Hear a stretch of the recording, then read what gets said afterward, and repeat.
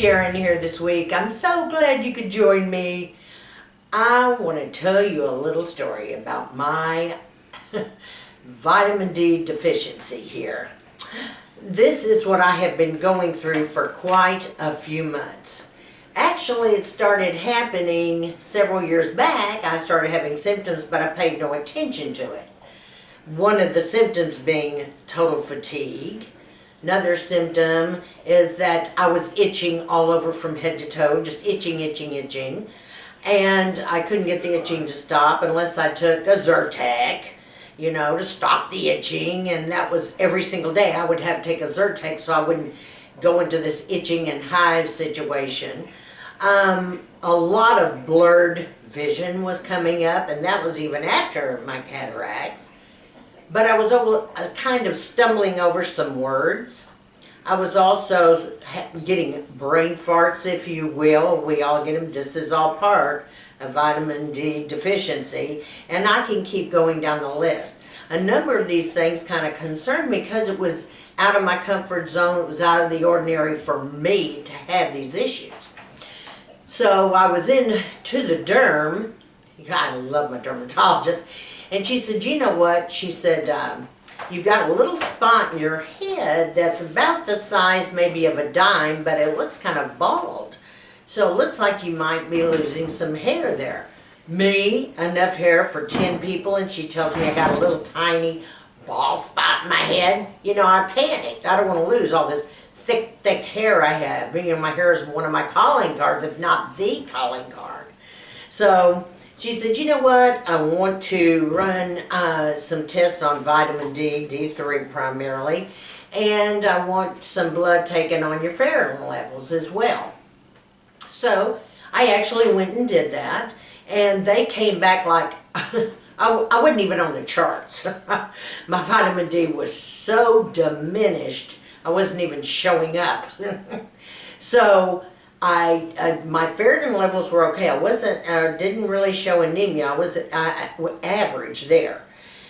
But I assume, and I talked to her about it as well as my primary. I said, oh my gosh. I was so completely low that I have to take a prescribed vitamin D every week. And it's 50,000 IUs, international units. Now that's a lot, 50,000. Now this isn't going to happen overnight. I'm not going to be able to get everything back. It's going to take several months. This is something that takes a long time to get back in sync, if you know what I mean. Now, yes, our body doesn't actually produce vitamin D. I mean, it does produce it by the sun. We have to have the sunlight to produce that vitamin D in here. Now, what little bit of vitamin D we can get from milk and eggs and etc., it's not enough to fuel the body. We have to have the sunlight. Well, you know me, I'm like a zombie. I'm not getting out in the sun, and I use Retin A, and I wear a hat in the sun as much as I can. So going through this whole situation has really depleted the vitamin D. Well, we're told we've got to have sunscreen, right? So we don't get skin cancer. And so what are we going to do here to get the sunlight? Well, for me, the 50,000 units is going to be a godsend. It's going to really help. I don't know how long I'll be taking this prescription vitamin D, I guess forever, but quite a while. The next thing I've got to make sure anything I do eat is filled with vitamin D. But the most important thing is that now they have me going out into the sunlight, the morning hours, or either later in the afternoon when the sun hits me.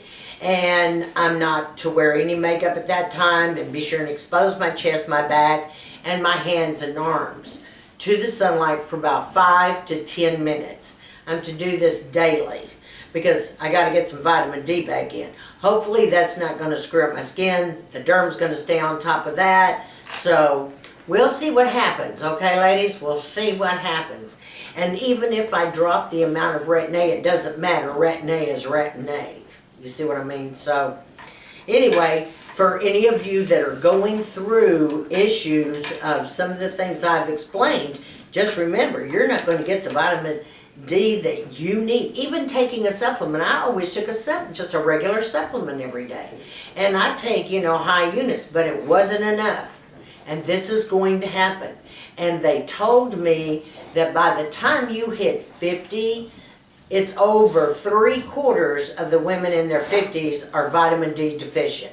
So I implore you to please go to your doctor and have a test for your vitamin D.